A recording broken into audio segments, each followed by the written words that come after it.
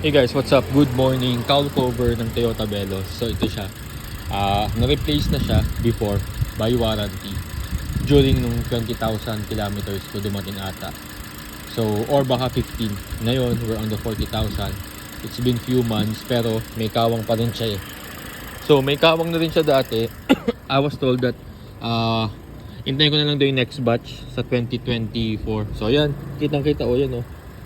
Yan yung kawang niya. Medyo magabok lang, sorry. So, yan. So, ayun guys. So, huwag kayong mag-alala kasi pinupuntahan ng water niya. Same ng pinupuntahan nito.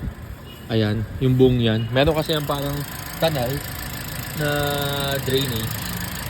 Okay? So, yun lang guys. Don't worry kasi doon naman lahat napunta yun. So, yan. We're gonna claim it sa warranty. I mean, kinlaim natin. Waiting lang ako ng call pag dumating. Tapos, let's have it replaced. Alright? So once again guys, please follow for more Veloz experience, okay, and real stories. Bye!